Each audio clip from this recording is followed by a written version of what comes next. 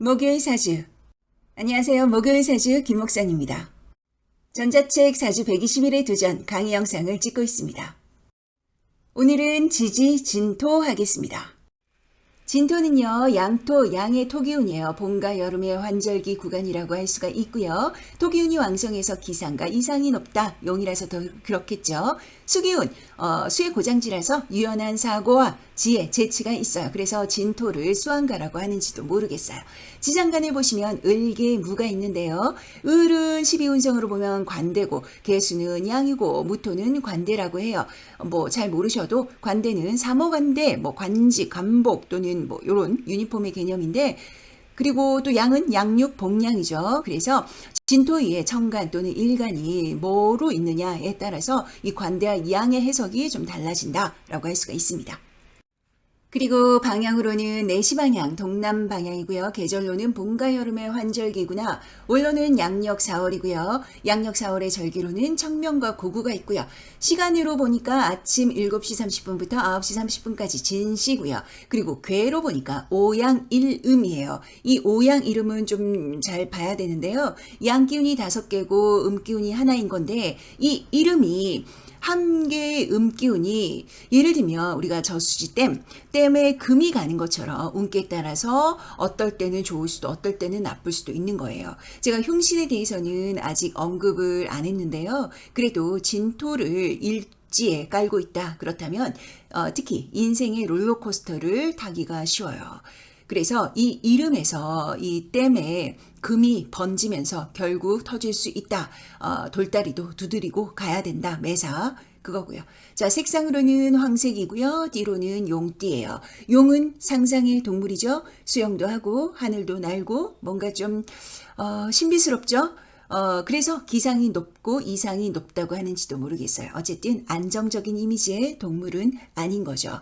지장간으로 봤을 때 이 개수, 수기운을 품고 있는데 요걸 잘 봐야 돼요. 여름으로 가는 진토는 연결자 역할인데 이 물, 개수를 얼마나 잘 컨트롤하느냐. 잘 컨트롤하면 대성하고 아니면 자칫 쪽박일 수 있어요. 이 이름 때문에요.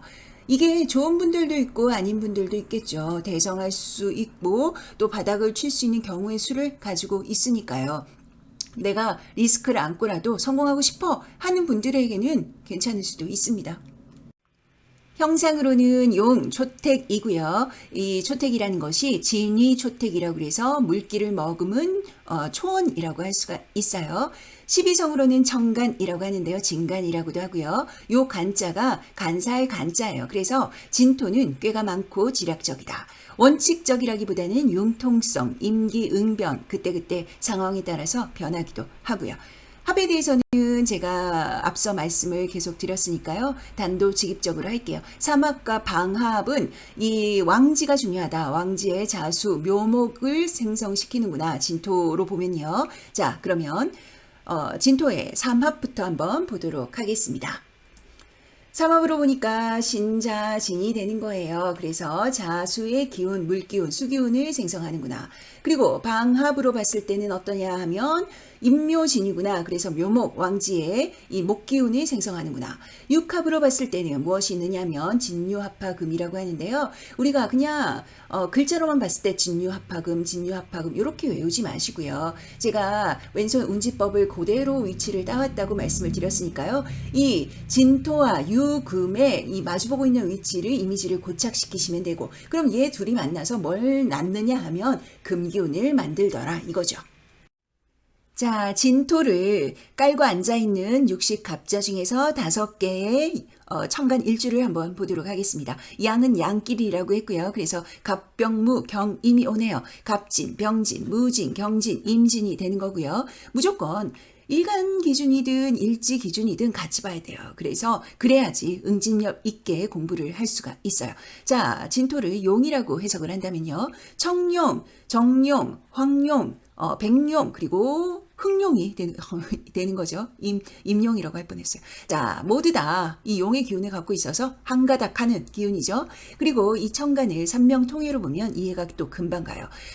천간으로 봤을 때 간목은 우레라고 하고요. 병화는 태양이고 무토는 노을이고 경금은 달이고 임수는 가을 이슬이라고 하거든요. 그러니까 말하자면 갑진은 초택의 우레가 치네. 자, 그리고 진토를 초택으로 또 해석을 했을 때는요. 그럼 초택에 우레가 치고 있는 거예요. 그리고 병진은 초택에 태양이 비추고 있고 무지는 초택에 노을이 깔려 있고 그리고 경진은 초택에 달이 떠 있고 임진은 초택에 가을 이슬이 내리고 있는 거예요. 설명 안 해도 뭔가 좀 찌릿찌릿한 게 오시죠? 그래도 하나씩 설명을 한번 해볼게요. 자, 갑진하겠습니다. 초택에 우레가 칩니다. 천둥 번개, 갑진을 당할 자 누가 있겠습니까? 목소리 크고 기세가 강렬하죠. 보수적 기질 대단한 거예요. 재물복도 좋고요. 단지 신강해야 되고 신강해야지 보수도 되고 재물복도 취할 수가 있는 겁니다. 자, 병진하겠습니다. 초택에 태양이 떠 있어요. 밝고 착하고 긍정적이고 사람이 참 따뜻해. 전체 사주가 잘 구성되어 있다 한다면 사장님도 아주 많고요. 태양이 쫙 비치고 있잖아요. 다만 사주가 한쪽으로 좀 몰렸다, 좀 깨져 있다, 토기운만 아주 많다 그런다면 실속이 약하죠. 남 좋은 일 다 시키고 자기 밥그릇 못 챙기기가 쉽다라고 할 수 있어요. 그래서 병진은요, 초년에 요 지장간에 보면 을목이 있는데요. 이 목기운이 아주 중요해요. 십성을 하면 설명이 좀 더 쉽긴 한데 여튼 병진의 이 을목은 병진에게 공부거든요. 그래서 병진 일주 사주는 자격증이든 시험이든 공부든 관문을 통과하는 기재가 꼭 필요해요. 공부를 잘 할 필요는 없지만 집중해서 해야 할 때는 해야 된다. 만약 대운에서 공부운이 잘 들어왔다 그런다면 금상첨화고요. 아니라 그런다면 실속 없이 할 일 없이 세월을 까먹을 수도 있다는 겁니다. 무지는요, 초택에 노을이 져 있어요. 사람이 무난하고 다정하고 먹을 것도 풍부하고 그런데 노을이 진 거예요. 쓸쓸해. 고독해. 외로움도 잘 타고 사람을 잘 믿지도 못해. 내가 뭘 잘못했냐고 서럽게 터진다.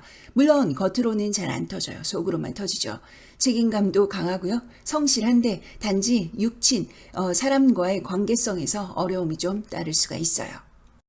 자, 경진입니다. 경진은요, 초택에 달이 떠 있어요. 공명심, 사람에 대한 인간의 배려, 인정이 아주 많죠.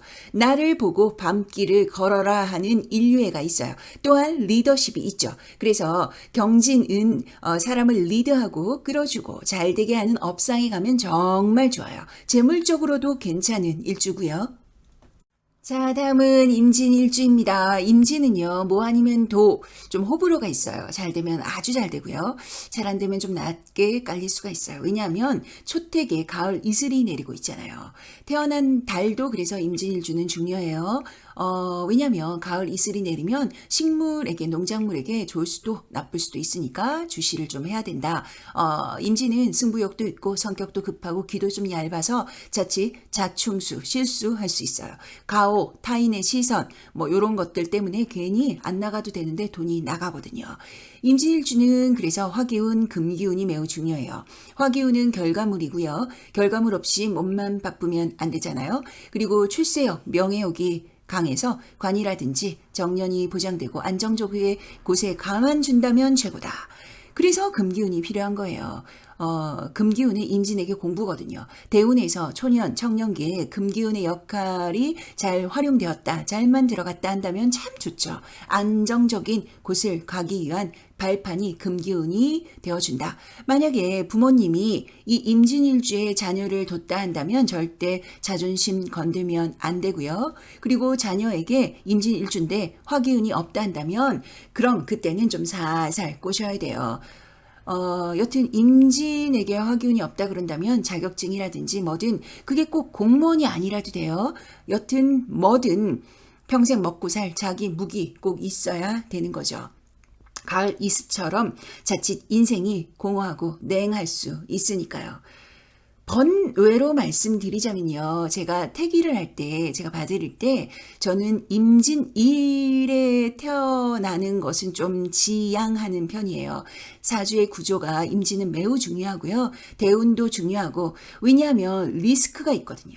자잘하지가 않아, 이 리스크가. 해서 잘 모르실 때는 선택의 폭이 있다 하신다면 임진은 가급적, 특히 자녀분이 따님이라고 한다면 피하는 게 잘 모를 때는 낫다. 마음이 아프네요. 임진일주가 어딘가에 계실 텐데, 듣고 계실 텐데, 리스크의 폭이 다른 사주보다 좀 클 수 있다는 거지, 그렇다고 해서 나쁘다는 거는 아니에요. 사주는요, 물론 편한 사주, 힘든 사주 분명히 존재해요. 그러나 사주를 통해서 사람이 좋다, 나쁘다는 절대로 아니에요. 사람의 존엄성은요, 사주도, 성별도, 생김도, 장애도, 피부색도 다 필요 없어요. 무조건 사람은 존엄하다. 그대는 존중받아야 되고 자기 스스로 귀히 여겨야 돼요. 사주에 너무 매이지 마세요. 저 분명히 말씀드렸어요. 자, 여기까지입니다. 토기운은요, 우리가 땅, 흙, 뭐 이렇게만 보기에 참 변화무쌍하고 공부할 게 많아요. 진토도 초택, 뭐 용 이렇게만 보시기보다 그 이미지를 늘 떠올리시고요. 그리고 글자일 뿐이지만은 진토의 에너지, 심정을 한번 헤아려 보시는 것도 공부가 잘 되실 거예요. 자, 다음 시간에 뵙겠습니다. 목요일 사주, 저는 김목산이었습니다.